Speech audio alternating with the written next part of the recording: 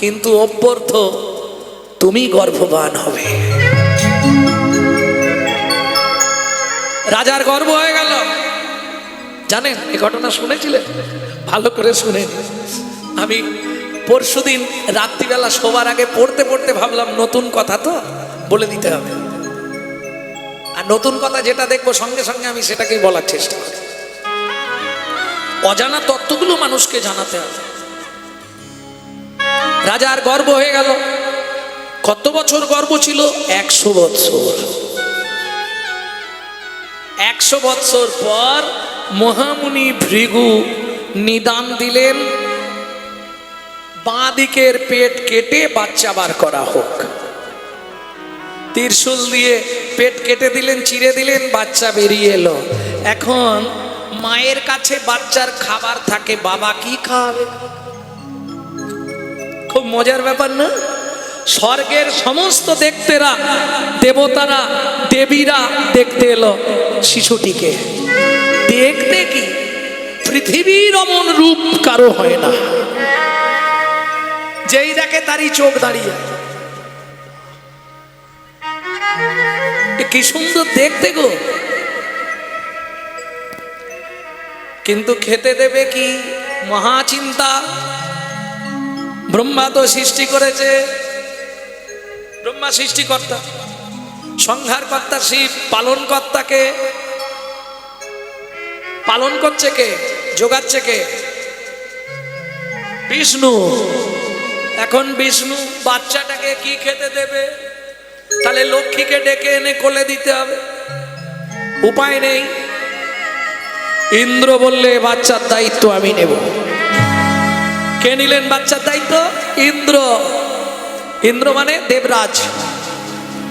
ইন্দ্র হচ্ছে একটা পদ, বুঝলেন না? যেমন প্রধানমন্ত্রী, মুখ্যমন্ত্রী, এরকম একটা পদ হচ্ছে ইন্দ্রপুরী। ইন্দ্র ওখান থেকে সব পরিচালন করবে। নাম দেবরাজ। বোঝা গেল? এতদিন জানতেন ইন্দ্র একজনের নাম, ইন্দ্র একটা পদ। তাহলে দেবরাজ দায়িত্ব নিলেন বাচ্চাটাকে মানুষ করার। কি করে? দুধ কোথায় পাবে? ইন্দ্রের একটা অলৌকিক ক্ষমতা ছিল, তর্জনী আঙুলটা কারো মুখে দিলেই ওখান দিয়ে দুধ সঞ্চার হতো। ইন্দ্র ওই ছোট্ট ছেলেটার মুখে তর্জনী আঙুলটা দিল, একবারে দুধ হাত দিয়ে ফিনকি দিয়ে দুধ বেরোচ্ছে। এই বাচ্চার দায়িত্ব আমি নিলাম। ভক্তমণ্ডলী, ভক্তিমতী মায়েরা, দীর্ঘদিন ইন্দ্র মানুষ করলেন বাচ্চাটাকে, বড় হয়ে গেল। মান ধাত্রা, আমি ওর ধাত্র, ওই জন্যে মান ভ্রাতা। ইন্দ্র বললেন।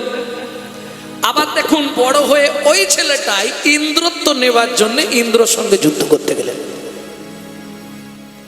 ইন্দ্র বললে, বাবা তোর যখন ইচ্ছা যুদ্ধ করার, যুদ্ধ আমি করব, তার আগে তুই কালাক্ষ অসুরকে বধ করে আয়, দেখি তোর কত ক্ষমতা। ইন্দ্র তো জানে কোথায় গেলে কি হবে। যেই কালাক্ষ অসুরকে বধ করতে গেল, মানদাতা সেখানেই প্রাণ শেষ। বোঝা গেল?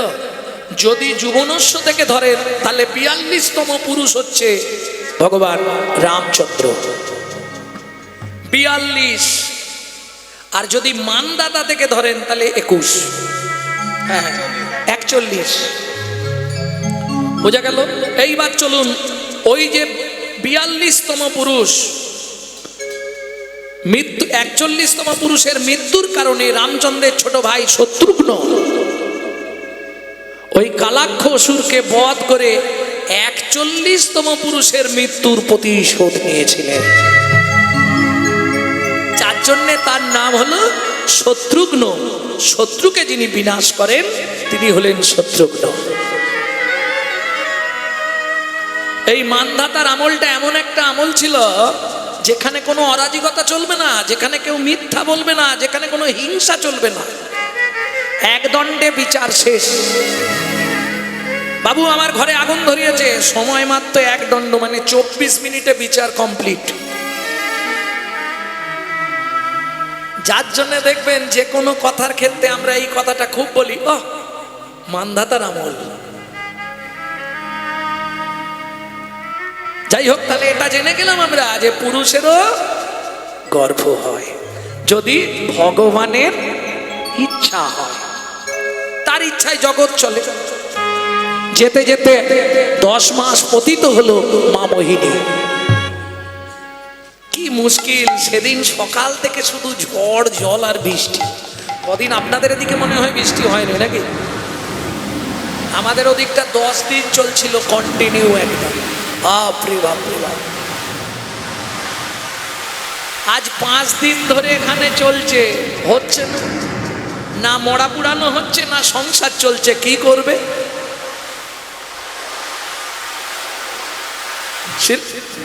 এই হীরা, আজ শ্মশানে একটা মোড়া এসছে, বলে এখন যেতে পারবো, জল না কমলে যাব কি করে? যাই, জলটা কমলে তুই আয়। স্ত্রী মোহিনী বলছে আজকেই তোমাকে যেতে হবে, আজ আমার শরীরটা ভালো নেই গো। চিন্তা করো না, একটা মোড়া যাবো, পুরী দিয়ে চলে আসবো, কটা পয়সার দরকার তো বলো।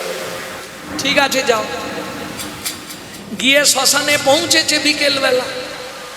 ও মা, পৌঁছানোর সঙ্গে বৃষ্টিও তেমনি, মরার পোড়াতে পারছে না। সন্ধে হয়ে গেল, রাত্রির হয়ে যাচ্ছে, বৃষ্টি আর থামছে না। যদিও থামলো, চিতা সাজিয়ে মোড়াটা তুলেছে, এক এক করে 4টে মোড়া এলো।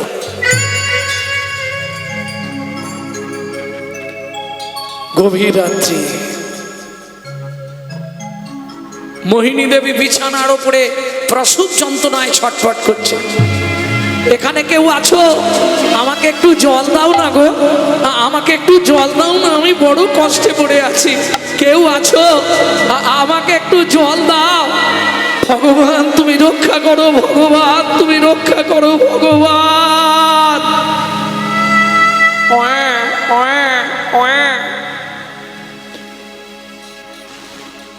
সদ্যজাত সন্তান প্রসব করে মোহিনী শেষ নিঃশ্বাস ত্যাগ করলেন। এ কেউ জানে না, ওদিকে তো হীরাচন্দাল মোড়া পুরো শেষ। ভোরবেলা ফিরে আসছে, সারা রাত ঘুম নেই মোড়া পুরি। মোহিনী, ও মোহিনী, যা বৃষ্টি হচ্ছে, ঘুমিয়ে গেছে গো। মোহিনী, ও মোহিনী। বাবা, এত ঘুম। দরজাটা খোলো। আগরের দরজা। আগর চেনেন? আগর চেনেন না? একটা বাঁশের মধ্যে দিয়ে আর একটা বাঁশকে বিনুনি করে করে দরজা বানানো হতো, আগর, যাতে আগেকার দিনে ধান ঝাড়া হতো। পাটা পাটা, কেউ বলে পাট্টা, কেউ বলে আগর। ওর দরজা যেই ঠেলা দিয়েছে ঘুরে গেছে। ওমা, দরজা তো খোলা। এই দেখো, দেখলে তো, আমি বলেছিলাম মেয়ে হবে, তুমি বলেছিলে ছেলে হবে, মেয়েই হয়েছে। তাহলে আমি জিতে গেলাম। মোহিনী, মোহিনী কষ্ট পেয়ে অচৈতন্য হয়ে গেছে, চোখে মুখে জল দিচ্ছে। মোহিনী, মোহিনী দেখো, তুমি কত সুন্দর কন্যা সন্তান প্রসব করেছ। মোহিনী, মোহিনী, দেখি, মোহিনী, মোহিনী।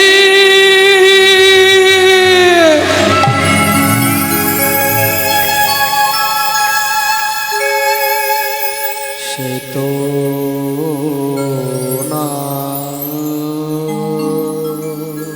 পাথরের মতো হয়ে গেল হীরাচন্দ্র। সে তো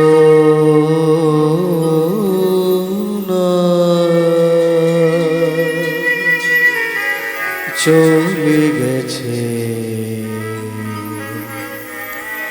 বহুদূর, সবে আশা ত্যাগ করে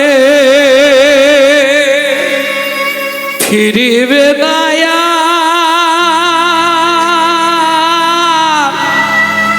মোহিনী,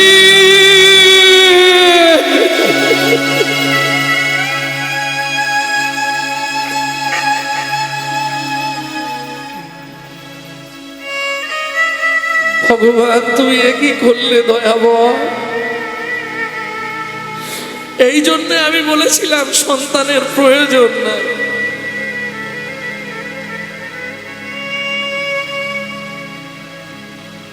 হীরা, কাঁদলে হবে? এতদিন তো অনেক মোড়া পুড়েছিস, আজকে চল নিজেরটা পোড়া। তুই মাথা কুড়ে কাঁদলেও আর ফিরবে না। চল তাড়াতাড়ি, বাচ্চাটা আছে তো, বাচ্চাটাকে তো দেখতে হবে, তাড়াতাড়ি চল। সবাই মিলে নিয়ে গেল শ্মশান ঘাটে। ভক্তমণ্ডলী, ভক্তিমতী মায়েরা, একটি বিধান, খুব প্রসিদ্ধ বিধান আছে। শ্মশান ঘাটে নিয়ে যেতে গেলে আগে আগে যারা যায় তারা ওই মুড়ি মুড়কি ছড়াতে ছড়াতে যায়, তাই তো নাকি? কি চড়ায়?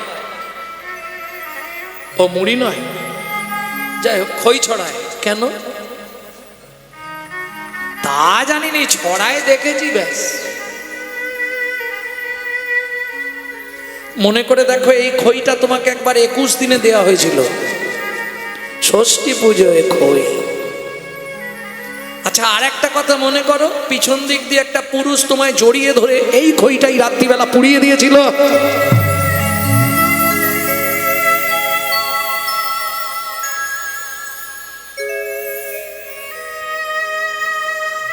কেন? পুরুষ তো ওই দিন সামনে দাঁড়াতে পারতো, তোমাকে দিয়ে পাপটা করালো কেন?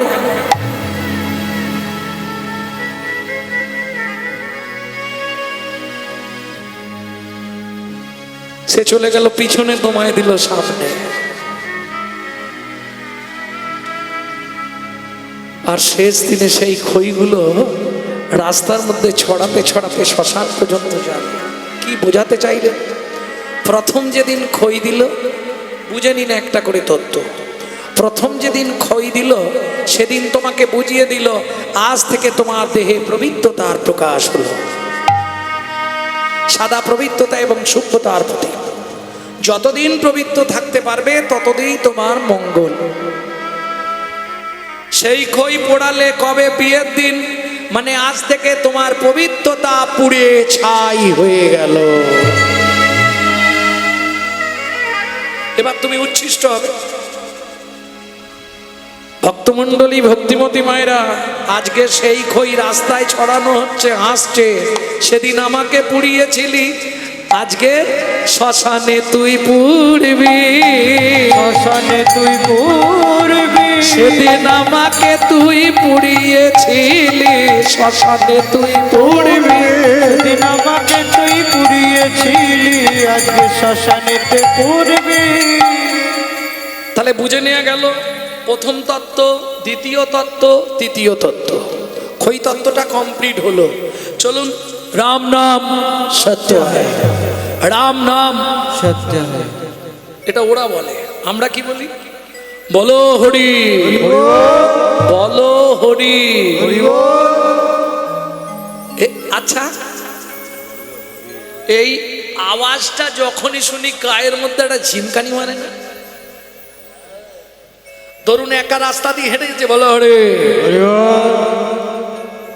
কি হয় না? হয়নি? একটু ভয় ভয় থাকে না? হ্যাঁ, তাহলে বলো হরি, হরি বল বললে ভয় পায়। আবার যদি একটু ঘুরিয়ে বলে দেন, আর ভয় লাগে? হরি বলো, হরি বলো, হরি বলো ভাই, হরি বলো, হরি বলো, হরি বলো ভাই। হরি বিনা এ জগতে আপন কেহ নাই, হরি বিনা এ জগতে আপন কেহ নাই। তাহলে আসার সময় কে ছিল? যখন পৃথিবীতে আসছিলাম কে ছিল? হরি। দু হাত দিয়ে বিছানা চেপে ধরে, ভগবান রক্ষা করো, ভগবান রক্ষা করো, ভগবান রক্ষা। যাবার সময় কে থাকবে? বলো হরি। তাহলে আসতে হরি, যেতে হরি, শুধু মাঝখানের কটা দিন আমার আমার করে করে মরি। হ্যাঁ, আমার ছেলে, আমার মেয়ে, আমার বাড়ি, আমার গাড়ি, আমার জায়গা, আমার জমি। রামকৃষ্ণ ঠাকুর বলছে, গিরিশ, কষ্ট করে শুধু আটা বাদ দে, দেখবি সবই মার, সবই সবই মার, সবই মার। ওরে আখানা বাদ দিয়ে দে না, সবই মার, সবই মার। ওরে আখান বাদ দিয়ে দে না, আমার আমার রবে না, আগানা বাজিয়ে দে না, আমার আর রবে না, আগানা বাজিয়ে দে না, আমার আর রবে না, আগানা বাজিয়ে দে না, আমার আর রবে না। দেখবি সবই মার, সবই মার। আস্তে আস্তে আস্তে ভক্তমণ্ডলী ভক্তিমতী মায়েরা শ্মশানে গিয়ে স্ত্রীর অন্ত্যেষ্টিক্রিয়া শেষ করে এলেন।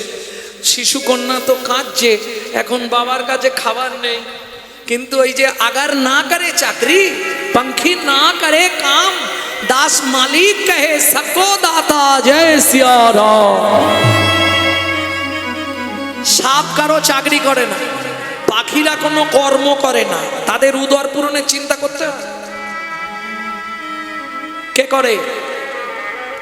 ভগবান। কোনো চিন্তা করতে হলো না, এসে বাচ্চাটাকে কোলে তুলে নিয়েছে, ওয়া ওয়া করে কাঁদছে, বাইরে হাম্বা হাম্বা দুগ্ধপতি কাম ধেনু এসে হাজির।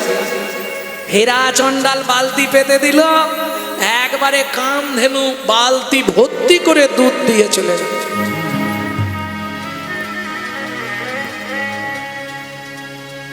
একবারে বালতি ভর্তি করে দুধ দিয়ে গেছে। বাপও খায়, মেয়েও খায়, কত দুধ খাবে এক বালতি দুধ? ভালোই চলছে, এইভাবেই চলছে, কিন্তু প্রত্যেকদিন দুধ ভালো লাগে। বাবা মনে মনে ভাবলো কটা চাল ভিক্ষা করে আনে নাকি। আমার আর কি আছে বলো, আমার তো কিচ্ছু নেই, এক মেয়ে আর এই লোকের জায়গায় থাকে, জঙ্গল, কেউ নেই, কোথাও নেই। ভক্তমণ্ডলী ভক্তিমতী মায়ের সাধুরা তো কার্ড নেবে না, তাহলে কি করব? সাধুরা যে পথ দিয়ে স্নান করতে যায় ওই রাস্তাটা ভোরবেলা গিয়ে ঝাঁটি দেবো।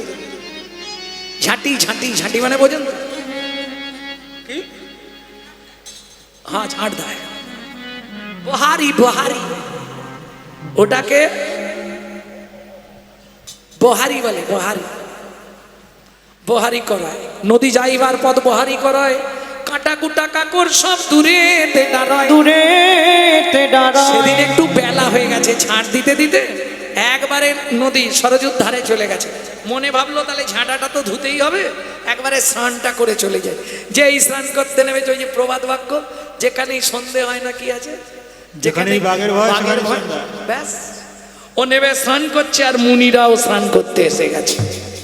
এই এদিকে আয়, এই দাগ, এই দাগ।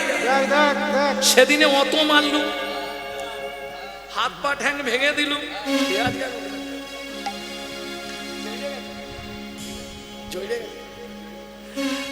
এই দেখ আজকে আবার সেই মেয়েটাই, সেই হিরুর মেয়ে, সেই হ্যাঁ,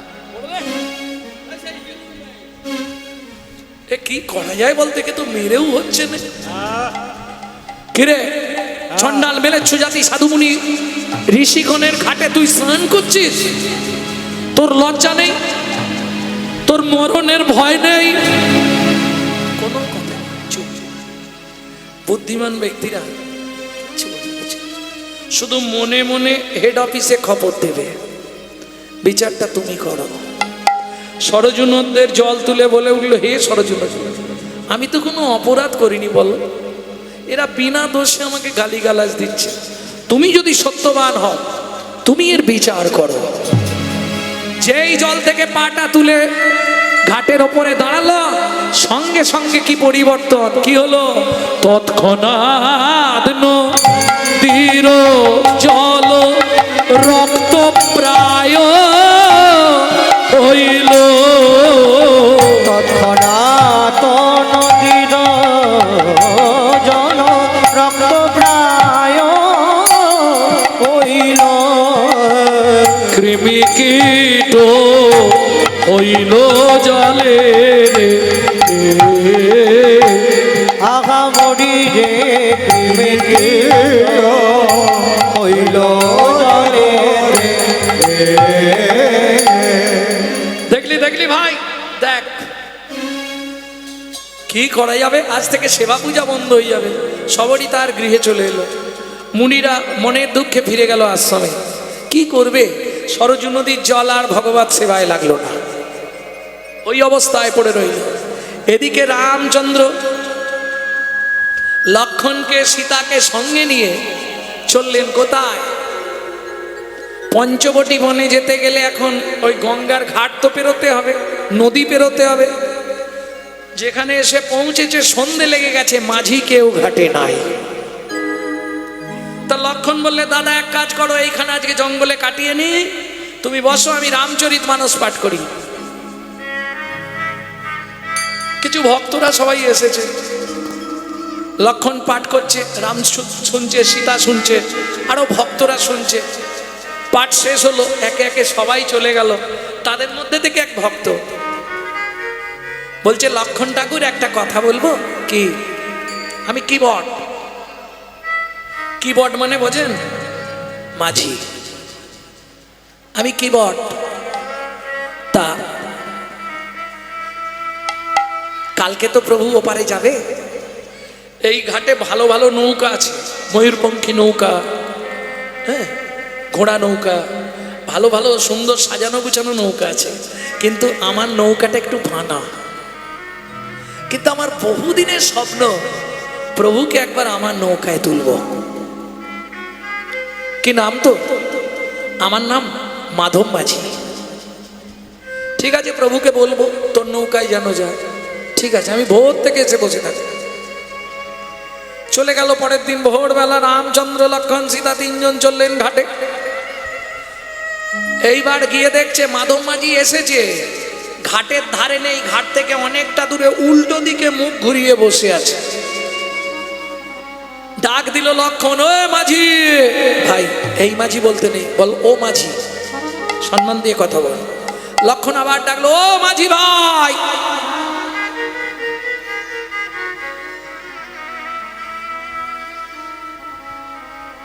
মাঝি ভাই, এ দাদা, এ সাড়া দিচ্ছে না তো। আমি ডাকি, দাদা। হ্যাঁ মাঝি, ও মাঝি, একটু মুখ ফেরাও। মাঝি, ও বাবা, তোর যা ডাকো ঘুরেও তাকাবে। আমি ডাকছি, এই মাঝি, শুনতে পাচ্ছ নাকি? এইবার মাধব মাঝি ঘুরল, দেখলে? আমি বললাম এদের জন্য এইরকম। এই নৌকাটা নিয়ে, কালকে তো তুই বলেছিলি আমার নৌকায় যেন প্রভু পার হয়, তাহলে আজকে মুখটা ঘুরিয়ে বসে আছিস কেন? বলে, লক্ষণ ঠাকুর, ওটা তুমি বুঝবে না, প্রভুকে একটা শিক্ষা দেবো বলে আমি সাড়া দিইনি। শিক্ষা? দাঁড়া দাঁড়া দাঁড়া দাঁড়া দাঁড়া, লক্ষণ তুই দাঁড়া। রামচন্দ্র বলছে, ও মাধব, মাধব রে, তুই আমাকে কি শিক্ষা দিবি বল না? প্রভু, এটাই তোমাকে বোঝাতে চাইলাম, নিত্য কত জীব পারের ঘাটে, ভবসিন্ধু পারের ঘাটে গিয়ে বসে তোমায় বারবার ডাকে, তোমায় বারবার ডাক। তুমি সাড়া না দিলে যদি মুখ ঘুরিয়ে বসে থাকো, ভব নদী পারের ঘাটে তরি নিয়ে তুমি যদি না ঘাটে আসো, তাদের দশা কেমন হয় এটাই তোমাকে বোঝাইলাম। এটাই তোমাকে বোঝাইলাম। বেশ ও মাধব, তাহলে নৌকায় তো উঠবো, আগে ভাড়া ঠিক কর, কত দিতে হবে বল, কত নিবি বল, তবে পার হবো। কারণ তোদের একটা অভ্যাস আছে, ওপারে নিয়ে গিয়ে এমন দাবি করবি, ঝগড়াঝাটি হবে। তার থেকে বল মাধব, কত পেলে তুই যাবি? মাধব বলে, আচ্ছা প্রভু, কি রাস্তায় যেতে যেতে যদি কোনো যানবাহন খারাপ হয়ে যায়, যদি কোনো যানবাহন খারাপ হয়ে যায়, তার ড্রাইভার যদি অন্য যানবাহনে করে গ্যারেজে যায় বা কোথাও যায়, সে কি ভাড়া নেয়? তুই কি বোঝাচ্ছিস আমাকে, আমি তো বুঝতে পারছি না।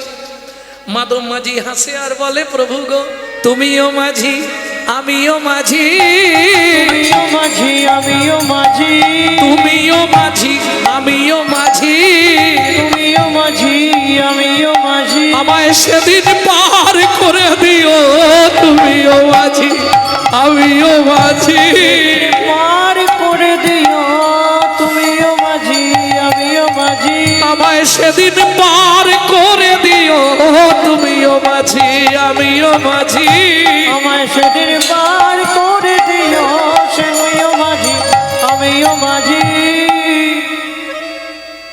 ঠিক আছে, তাই হবে। নৌকায় উঠি। বলে, দাঁড়াও, লক্ষণ আর সীতামা উঠে যা, তুমি একটু পরে ওঠো। কেন? প্রভু রাগ করবে না তো? আমার কাছে কাল রাতে একটা খবর এসছে, তোমার পা লেগে নাকি উঁচু ঢিপির ভিতর থেকে একটা মেয়ে বেরিয়েছে। তোকে কে বললো? আমার কাছে খবরটা এলো। বলছি প্রভু, আমার তো এই একটাই নৌকা, বাড়িতে একটা বউ একটা নৌকা, এটাও যদি তুমি মেয়ে ছেলে করে দাও তখন একটাকে নিয়ে সামলাতে পারিনি, দুটো হয়ে গেলে সে আর এক বিপদ হয়ে যাবে। প্রভু তুমি কি করবি তুই বল? তোমার পায়ের তলাটা ভালো করে ধুইয়ে দিয়ে তারপর তুলব। ঠিক আছে, ধোয়া, তোর যখন ইচ্ছা ধোয়া। লক্ষণ বলে, এই মাধব তুই তো ধোয়াবি, জল কোথায়? বলে, লক্ষণ ঠাকুর আমি সেদিন থেকে তুলে রেখেছি, আমি সেদিন থেকে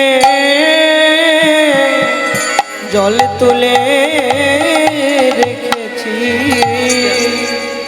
কোন দিন থেকে তুলে রেখেছিস একটু শুনে নিন এই গোপন তত্ত্বগুলো।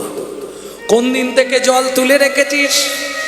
বলে, ঠাকুর মনে করে দেখো, ক্ষীরোদ সাগরে তুমি যখন শয়নে ছিলে, লক্ষ্মী তোমার চরণ সেবা করছিল, আমি তখন কচ্ছপ রূপে বারবার উঠছিলাম তোমার গায়ের ওপর, তোমার চরণের তলাটা একবার চেটে দেখবো বলে, কিন্তু মা লক্ষ্মী জোর করে আমায় ছুঁড়ে সমুদ্রের মাঝখানে ফেলে দিল।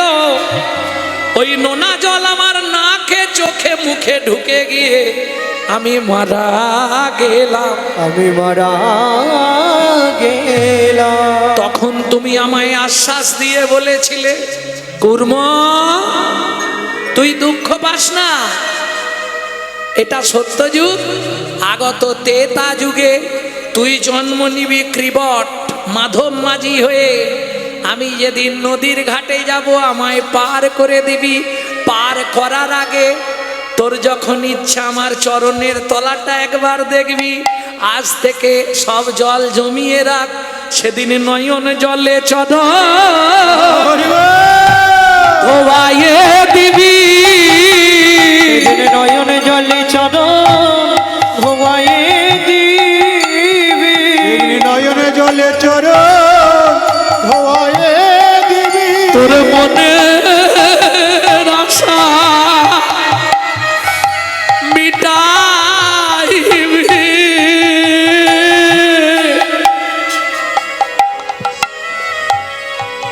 নয়নে জলে চরণ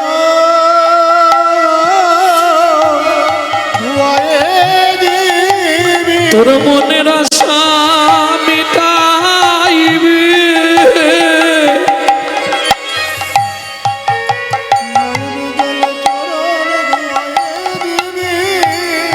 তোর মনে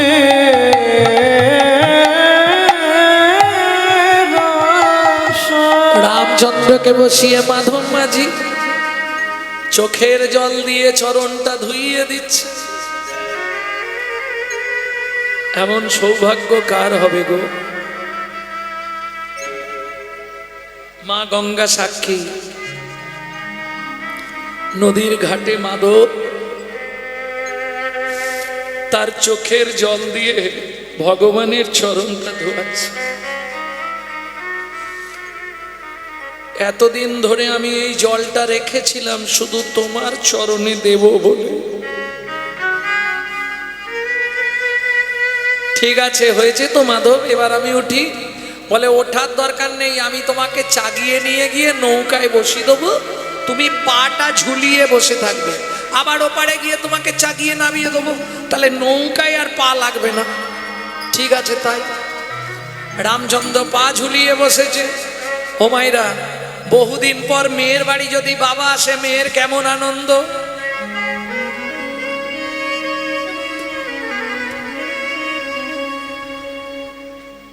আনন্দ হবে না?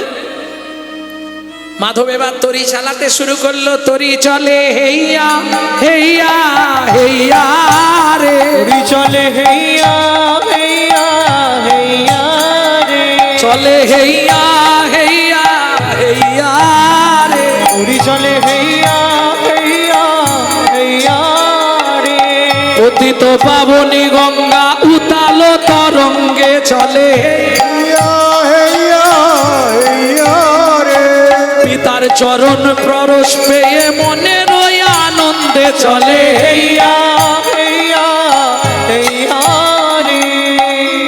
ওই যে বললাম না, মেয়ের বাড়ি যদি বাবা আসে মেয়ের আনন্দ হবে না? বিষ্ণুর চরণ ঘেমে তো গঙ্গা, তে এতদিন পরে আবার দেখা মেয়ের সঙ্গে বাপে কি করবে?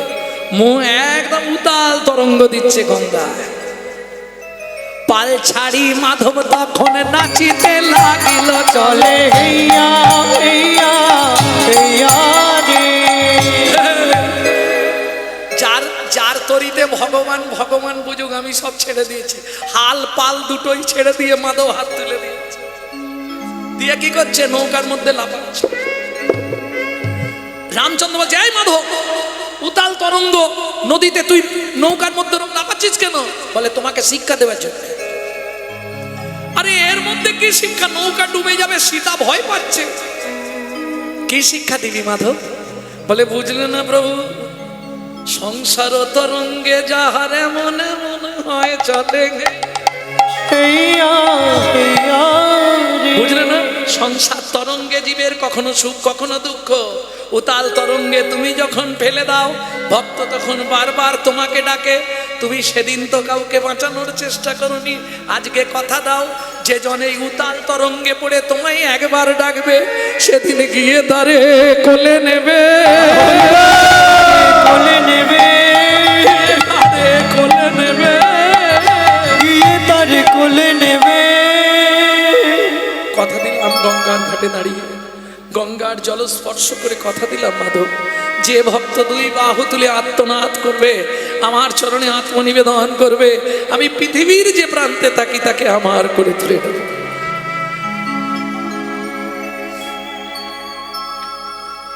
মাধবের এতদিনে মনের আশা পুরানো হইল চলে। হেইয়া হেইয়া হেইয়া রে।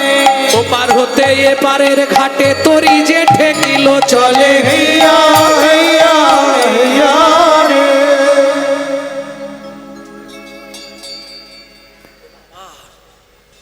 অনেক বেলা হয়ে গেছে, না আর হবে না, প্রসাদ পাবে না সবাই।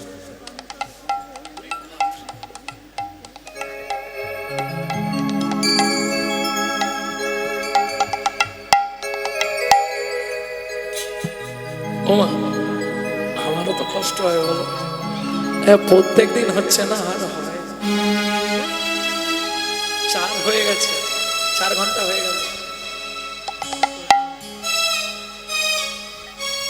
এইবার সীতা লক্ষণ নেমে গেল, মাধব করেছে কি নোঙরটা লাগাতে গেছে, আর সেই সুযোগে রামচন্দ্র নৌকার ওপর দাঁড়ালেন।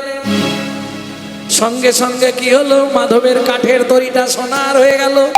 যেই রামচন্দ্র নেমেছে, মাধব নোঙর শুদ্ধ তরিটা নদীতে ভাসিয়ে দিল।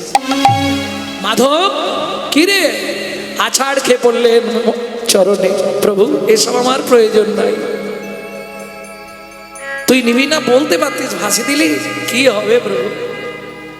কেউ যদি পরশমণিকে কাছে পেয়ে যায়, তার কাছে সোনার কি মূল্য আছে? সে তো লোহায় ঠেকাবে আর সোনা তৈরি করবে,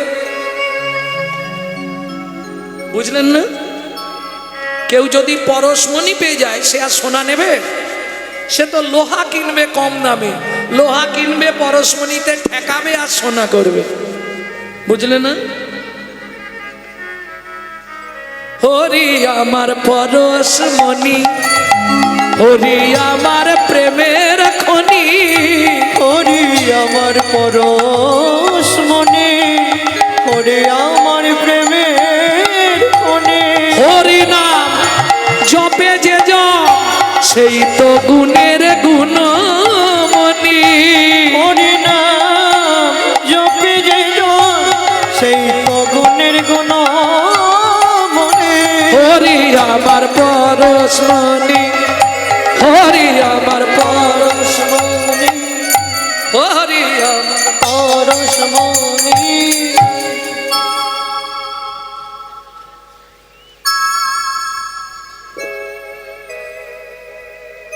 পয়সা দিবে?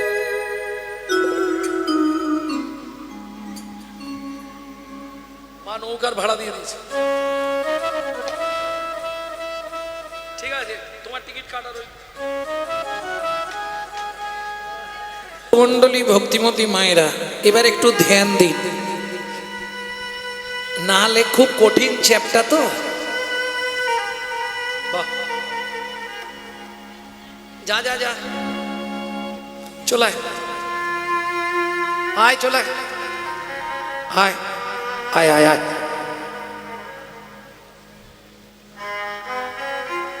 ভক্তমণ্ডলী ভক্তিমতী মায়েরা, পঞ্চবটি বনের শেষ প্রান্তে হীরা চণ্ডাল নামে একজন চণ্ডাল বাস করতেন, যার স্ত্রীর নাম ছিল মোহিনী। খুব গরিব। কেন? হীরা ওই শ্মশান ঘাটে যত মোড়া যেত, সেই মোড়াগুলোকে পোড়ানোর কাজ করত, চণ্ডালদের যেটা কাজ। এখন তো ধরুন মোড়া পাড়ার ছেলেরাই পুড়ি দিচ্ছে, কিন্তু আগেকার বিধান ছিল মোড়া পোড়ানো কারো সম্ভব নয়, ও একমাত্র চণ্ডাল জাতিরাই পোড়াবে। প্রত্যেক শ্মশানে চণ্ডাল জাতি থাকবে, তারাই মোড়া পোড়াবে। হীরা চণ্ডাল ওই কাজই করতেন।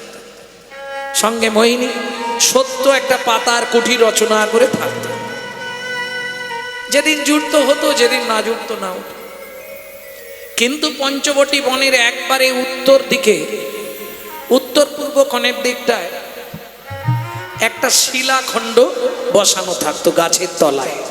সবাই সেটাকে রামশিলা জ্ঞানে পূজা করতেন। এরাও যায়। এখন ধরুন পাড়ায় যদি কোনো মন্দির থাকে, সবাই প্রত্যেকদিন দুধ গঙ্গা জল দিচ্ছে, আমিও দিই।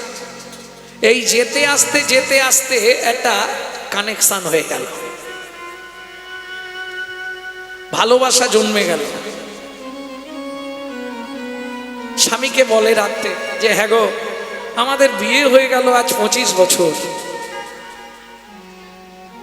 তা আমরা প্রত্যেক দিন ওই রামশিলায় দুধ গঙ্গা জল দিতে যাচ্ছি, একবার বললে হয় রে যে ভগবান কৃপা করে একটা সন্তানাদি যদি দাও।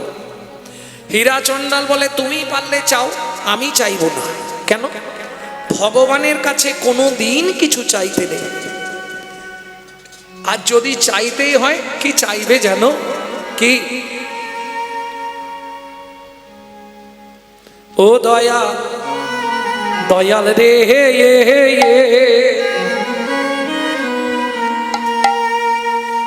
তুমি দুঃখ যদি দাও হে হরি,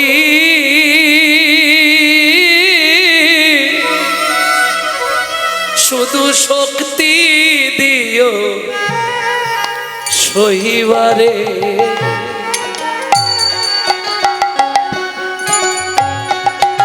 দয়াল রে,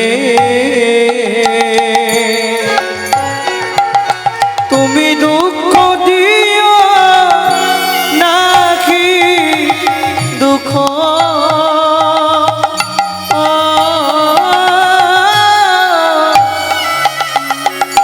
শুধু শক্তি দেহ সখিবারে।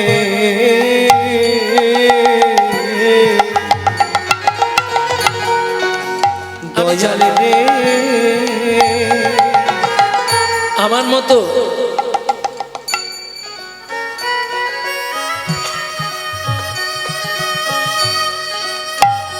মতো অপরাধী ত্রিভুবন ঘুরলেও তুমি পাবে না।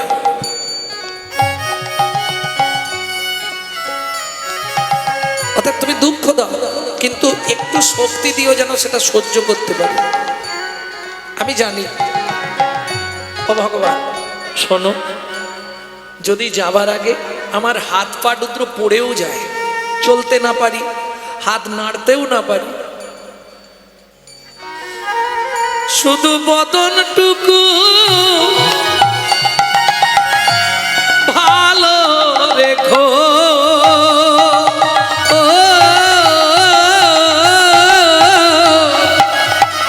তোমার নাম গুণগান কহিবারে। দয়াল রে, তুমি দুঃখ দিও নাকি দুঃখ,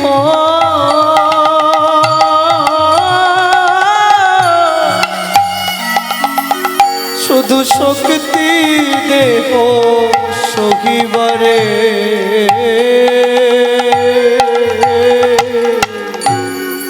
প্রথম আমি কেঁদেছিলাম গো,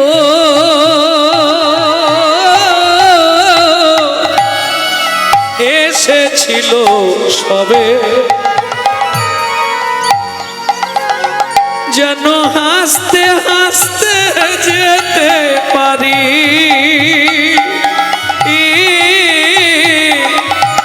ভব সাগর পারে।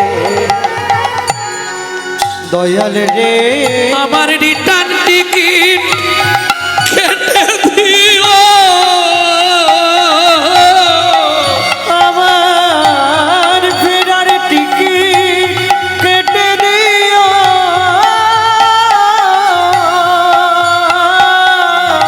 ফেরার টিকিট কেটে দিও, আমার ফেরার করি দিয়ে দিও, গাইব সে নাম বদন ভরিয়ে, শক্তি দিও সহিবারে। দয়াল দুঃখ দিও নাকি দুঃখ, শুধু শক্তি দেহ সহিবারে। দয়াল রে ও দয়াল দয়াল রে ও দয়াল দয়াল রে কত জন্মে অপরাধী পাপের সীমা নাই,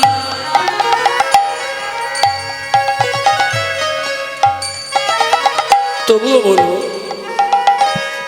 যাবার কালে বদন ভরে যেন তোমার নাম টিকায়। কত জন্মে অপরাধী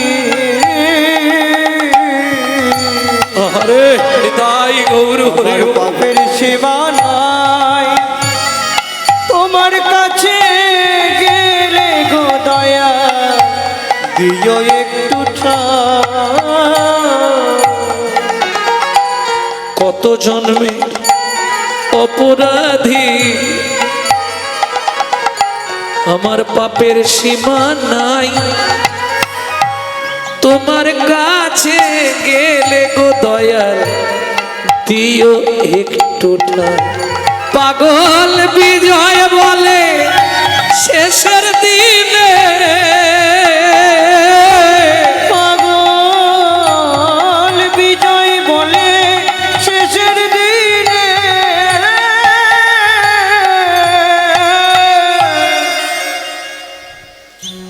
আমার ইচ্ছা রইল একবার দেখি মানে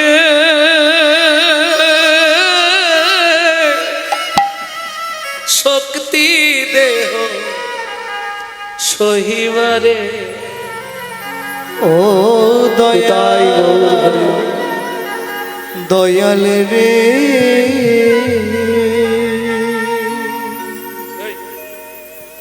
তুমি দুঃখ দিও নাকি দুঃখ,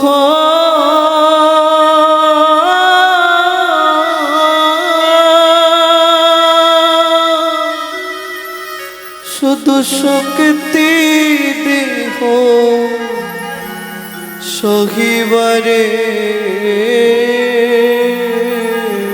হ্যাঁ শোনো না, কালকে তো রামলালার জন্মতিথি,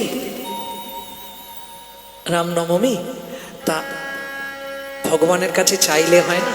কালকে তিথি, চলো দুজনেই ব্রত রাখি। হীরা চণ্ডাল মোহিনী ব্রত রাখলেন, সকাল থেকে নির্জলা উপবাস, সারা রাত ধরে রামশিলায় 4 বার ধরে পূজা করেছি, চতুর্প্রহরে 4 বার পূজা করে ব্রত সমাপন অন্তে হাত দুটো জোড়ো করেছে। এখন দেখবেন পুরুষ যদি প্রণাম করে, পুরুষ প্রণাম করলে তাড়াতাড়ি হয়ে যায়। কেন? তো কোনো রকমে মাথাটা নিচু করবে আর তুলবে। কেন? কলিতে বলাই আছে, কিছু মনে করবেন না, কলিতে বলা আছে এই ধর্মের 3 ভাগ নিয়ে নেবে নারী, 1 ভাগ পাবে পুরুষ। কলির শেষ প্রান্তে গিয়ে পুরুষ অধার্মিক হয়ে যাবে আর নারী ধার্মিক হয়ে যাবে।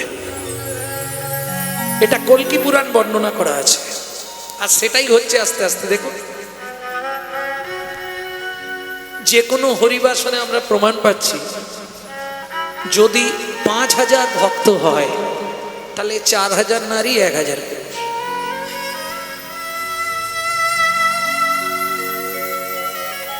এটা কল্কি পুরাণ বর্ণনা।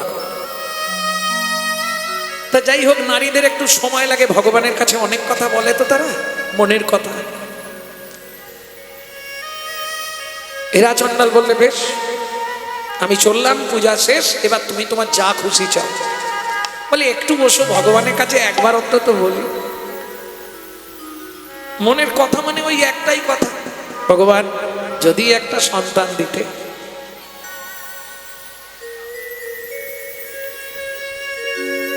তুমি তো হে রাগ বাগেশ্রী করুণাময়,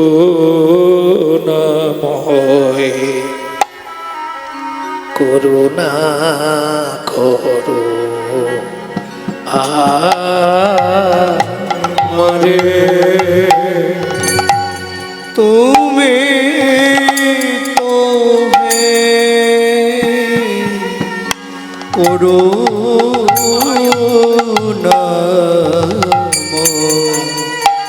করুণা করো আমারে।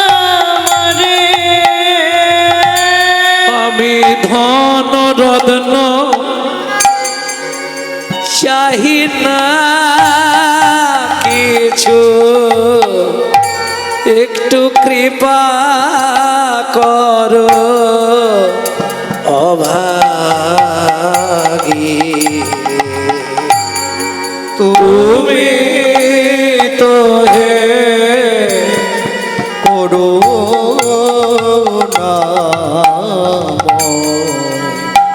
করুণা করো আমারে। তুমি নাকি পতিত পাবন ভক্ত জনার মনের মতো। তুমি নাকি পতিত পাবন ভক্ত জনার মনের মতো। তুমি ভক্ত বাঞ্ছা কল্প তরু, তুমি ভক্ত বাঞ্ছা কল্প তরু। এ জগত সংসারে তুমি তো হে করুণা করুণা করো কৃপা করো দয়াময়, করুণাময়, তুমি কৃপা করো দয়াময়, কৃপা করো।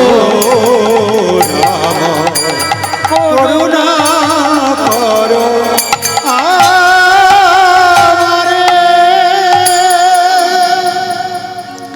আছাড় খেয়ে পড়লেন রামশিলার সামনে। দৈববাণী হলো, মোহিনী ফিরে যা, অচিরাত তোর গর্ভে সন্তান আসবে। কে? কেউ তো কোথাও, উমা এও তো চলে গেছে বাড়ি, আমাকে একা একাই যেতে হবে। ফিরে এলেন মোহিনী দেবী বাড়িতে। একটা খুব মারাত্মক কথা, কথাটা আমরা প্রচলিত অর্থে অনেকেই শুনি মাঝে মাঝে, দিয়ে ধন বিড়ে মন কেড়ে নিতে কতক্ষণ। পরের লাইনটা জানেন? এইটুকু কিন্তু সবাই জানে, এর পরের লাইনটা জানেন? আজ যে রাজা কাল সে ফকির, বিধি হাসে অনুক্ষণ।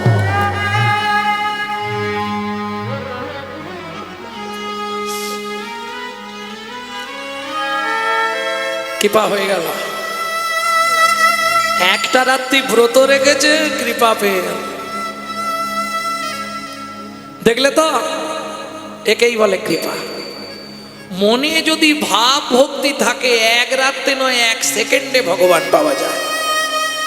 আর মনের গোড়ায় যদি একটু খিটির মিটির থাকে, ও একদিন দুদিনে নয় 100 বছরেও কিচ্ছু হবে। সাধন ভজন করার আগে মনটাকে তুই কর না খাঁটি, পূজা পার্বণ যা করবি সবই রে তোর হবে মাটি। নামে জীবে দয়া, নামে রুচি, বৈষ্ণব সেবন, ইহার মতো ধর্ম নাই, শুনো সনাতন। তাই গৌর হরি বল। মানুষকে ভালোবাসবো না, ভগবানের কাছে গিয়ে মাথা করবো কি হবে? বাড়িতে শ্বশুর শাশুড়িকে ভাত দেবো না, মন্দিরে গিয়ে মাথা করবো কি লাভ হবে? এই জানো গালটাল পেড়ো না বাড়ি গিয়ে।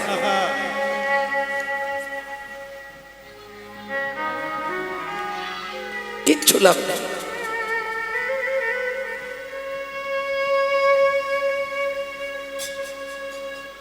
ভক্তমণ্ডলী, ভক্তিমতী মায়েরা, বিয়ের 22-24 বছর পর যদি কোনো মা সন্তান গর্ভে পায়, কি হবে? মায়ের আনন্দের আর সীমা নাই রে, মায়ের আনন্দের আর সীমা নাই রে।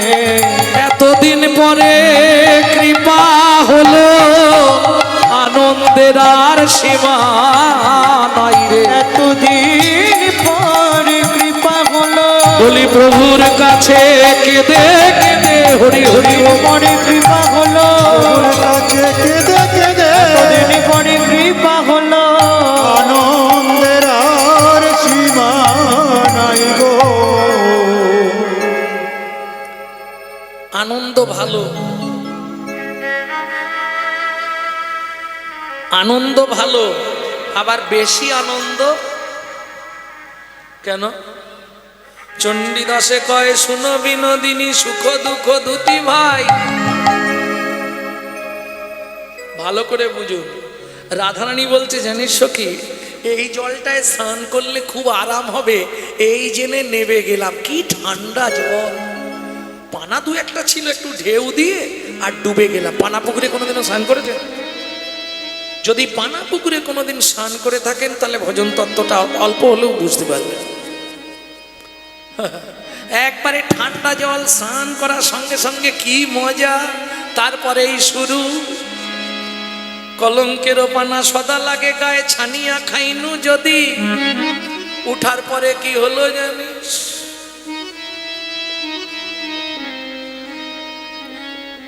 কি হলো সখী? এখন ভেতর বাহির কুটু কুটু করে, সুখে দুঃখ দিল বিধি, সুখে দুঃখ দিল বিধি। ঠান্ডা জলে স্নান করার পর বেশ মজা হচ্ছিল, কিন্তু তারপর শুরু হয়ে গেছে।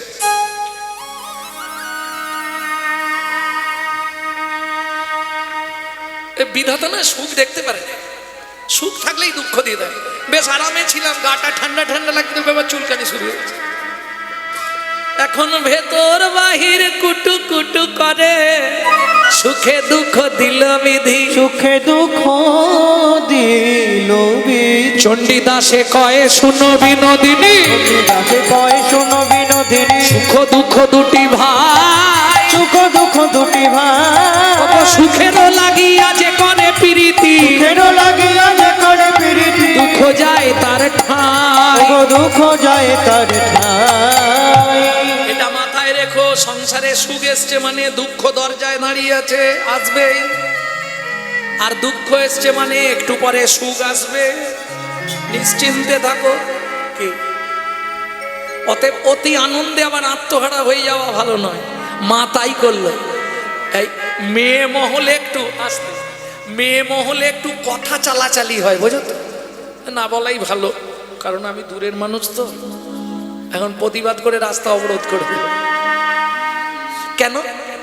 প্রেম সে বলো চৈতন্য মহাপ্রভুকে। এইবার চলুন। রামচন্দ্র বলে, হ্যাঁ রে মাধব, ঠিক আছে তোর কথা বুঝলাম, তুই সোনার তরিটা ভাসিয়ে দি। বলে বহু দরকার নেই।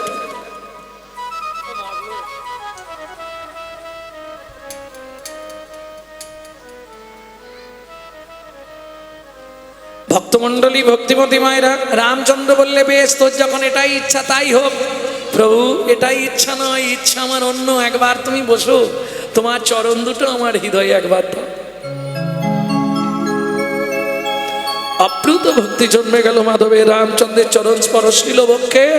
আর সেদিন থেকে মাধব মাঝি রামচরণে সমর্পিত হয়ে গেল। এইবার চলুন, সীতাকে আর লক্ষণকে রেখে রামচন্দ্র চললেন কোথায়? চলো চলো তোমরা এখানে থাকো, আমি আসছি। বলে না, আমরাও যাব। দয়ারো সাগর রাম বনে প্রবেশিয়া, দয়ার সাগর রাম বনে প্রবেশিয়া, দয়ার সাগর রাম বনে প্রবেশিয়া, সাগর রাম বনে প্রবেশিয়া, দয়ার সাগর রাম বনে প্রবেশিয়া, প্রথমেই ডাকি দিলা সবরি বলিয়া, ডাক দিল সবরি বলিয়া, সবরি পড়ল কথা সবার মাঝে, যার কথা তার। বাঁশি বাজে বৃন্দাবনে, যার যেমন কান তেমনি শোনে, তাই না? যেই না ডাক দিয়েছে রামচন্দ্র, কি হলো?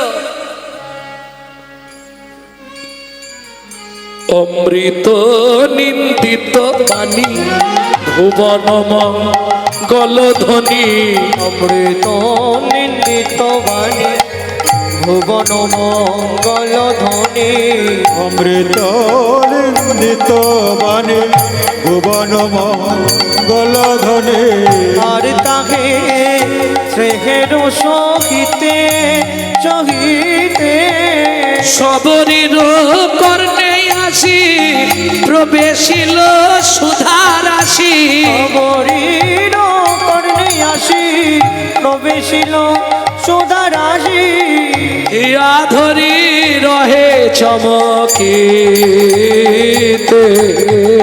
ইয়া ধরি রহে চমকিতে।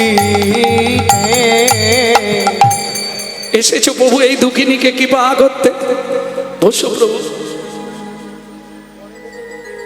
বসো।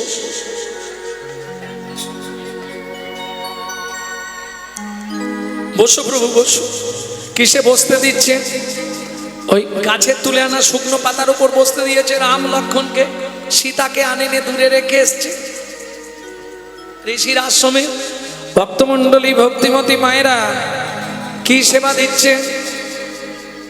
আজু আনন্দের সীমা নাই, আজু আনন্দের সীমা নাই, আজ আনন্দের সীমানা, আজ আনন্দের সীমানা, আজ আনন্দের সীমানা, আজ আনন্দের সীমানা, উচ্ছিষ্ট শুকনা ফল ভাঙা মিট পাত্রে জল, উচ্ছিষ্ট শুকনো ফল ভাঙা মিত্র পাত্র জল, ভদ্রাসন রচিল তথা। আজ আনন্দের ক্যামেরাম্যান, ক্যামেরাম্যান তোমার ক্যামেরা সামলে নাও। আজ আনন্দের সীমানা, সুজয়, আনন্দের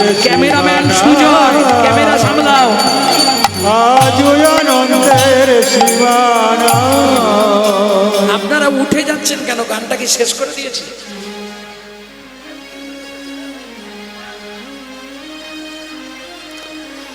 ওই উচ্ছিষ্ট শুকনো ফল খেতে দিল।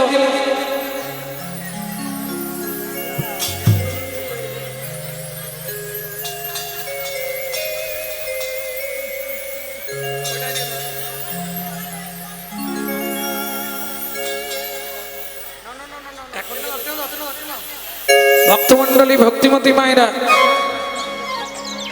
কি করবে? সেই শুকনো ফল খেতে দিয়েছে, যেই রামচন্দ্র খেতে যাবে লক্ষণ কেড়ে নিয়ে ছুঁড়ে ফেললে। অভিশাপ দিল সবারই, শুনে রাখো লক্ষণ ঠাকুর, যে ফলকে তুমি অবমাননা করলে এই ফলেই একদিন তোমার প্রাণ বাঁচবে। ফল গিয়ে পড়লো কোথায়? গন্ধমাদন পর্বতে জন্মালো বিশল্য কারণে। সেবা করে রামচন্দ্র গেলেন সরযূর তীরে। কি হয়েছে? মুনিগণ বলে প্রভু কারণ না জানি। মুনিগণ বলে প্রভু কারণ না জানি। সেই দিন হতে জল হইল এমনি। সেই দিন হতে জল হইল এমনি। আরে সেই দিন বললে কি বলবো, কবে হয়েছে বলো? বলে সর্বাগ্যে সবরই যেদিন করেছিল স্নান, চণ্ডালীর পরশে জল হইল এমন। চণ্ডালীর পরশে জল হইল এমন। রামচন্দ্র বললে শোনো, এ জল যদি ফেরাতে চাও, এই জল যদি আবার সুন্দর পেতে চাও, তোমাদের একটা কর্ম করতে হবে। কি প্রভু? আগে বলো, আমি যা বলবো তোমরা করবে তো? নিশ্চয়ই করবো প্রভু। তোমরা ধরো গিয়া সবরীর পার, ধরো গিয়া সবরীর পার। চরণ পরশে জল ও নির্মল। চরণ পরশে জল হইবে নির্মল। মোর ভাগ্য ভাগভু নয়। রামচন্দ্রের চরণে প্রণাম করে, গুরু চরণ স্মরণ করে সবরই যেই না জলে নামলো, কি হলো? হরি বল, হরি বল। জলে নাবি রাম নাম করে নিরন্তর। জলে নাবি রাম নাম কইল নিরন্তর। জলে নাবি রাম নাম করে নিরন্তর। জলে নাবি রাম নাম করে নিরন্তর। সবরীর চরণ পরশে জল হইল সুন্দর। চরণ পরশে জল হইল সুন্দর। তা দেখিয়া মুনিগণের আনন্দিত প্রাণ, তা দেখিয়া মুনিগণের আনন্দিত প্রাণ। সবে মিলে গায় সবরীর জয় গান। সবে মিলে দাও সবরীর জয় গান। সবরী উঠে এসে দাঁড়ালেন। ভগবান বললেন, সবরী তোমার প্রতি আমার কৃপা রইল। প্রভু কৃপা তো হলো না কেন? আমার জীবনে একটা আশা আছে। কি আশা? এই সরযূ নদীর তীরে আমি তোমার চরণে আত্মনিবেদন করতে চাই। কি করবে প্রভু? আর না করতে পারলো না। তোমার কথা আমি রেখেছি, তাহলে আমার কথা তোমাকে রাখতে হবে। জয়রাম জয়রামে বলি সবরী চরণে পড়িল। প্রভু তারে শিবৈকুণ্ঠ ধামে পাঠাইল। প্রভু তারে বৈকুণ্ঠ ধামে পাঠাইল। ভক্ত শনে ভগবানের মিলন হইল। ভক্ত শনে ভগবানের মিলন হইল। ভগবানের মিলন